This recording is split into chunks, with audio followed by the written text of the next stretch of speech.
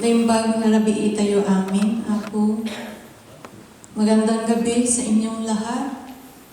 Good evening, everyone. My name is Merlita and I'm the oldest daughter. First of all, in behalf of my family, thank you all so very much for taking your time to come down and help us celebrate my mother's life and for sharing our grief at her sudden passing. She has been battling the big nasty sea for a little over a year, but cancer eventually took her life just 16 days short of her 78th birthday. So here I am to deliver a eulogy for her, but how can you render justice to a task like this when you yourself is experiencing a million deaths inside? How can I do this when all I want to do is fall into a corner and cry myself to death? My mom, my nana, is an independent and free-willing lady.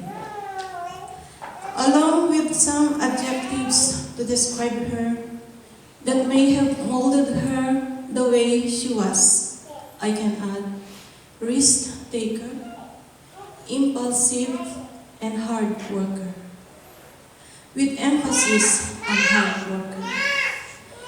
Typical of her time, born and grew up during the war, she was a survivor. Even with limited academic credentials, she made it through life with flying colors.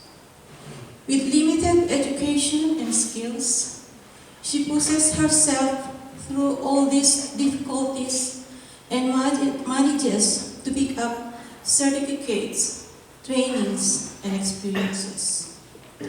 She started from down below as a hotel worker in Hawaii, then rode the electronic industry boom way past in the Silicon Valley, but spent most of her remaining years way past her retirement year giving comfort to the elderly as a caregiver. She works 2 jobs just to make both ends meet and against all odds live the American dream. I can still imagine the look in her eyes when she learned that she got one house to call her own, or the suspicious smile when she brought home her new SUV. Yes, she worked so hard, but she also played hard. When she moved to Las Vegas, she thought she can beat the odds and likes to imagine that one day she going to win the mega jackpot, although she only plays the pennies and nickels. Even after she was diagnosed with cancer, she still can manage to dull the pain and sufferings, all because of playing the bingo, even for a short time. One amazing lady indeed. Mother, I may no longer to see you with my eyes, but I will always feel you in my heart. Even if I don't see you anymore, Nana, your memories will be with me always. Even if you are far away, that I cannot touch you anymore with my hands, that I can no longer comb your hair or cut your nails, nor feel your rough and bony hands. You will always be in my thoughts forever. Mother, how I miss you already. I will miss you on your birthdays. I will miss you on Thanksgivings and Christmases and New Year's. If you only have stayed with us a little bit longer, I should have listened to you more attentively. During those last couple of times you called, pretending to ask me the time to Ativan, or morphine, or Colace. I should have figured out you just wanted to hear my voice, that maybe you missed me even I'm just a phone call away. I'm sorry, Mother.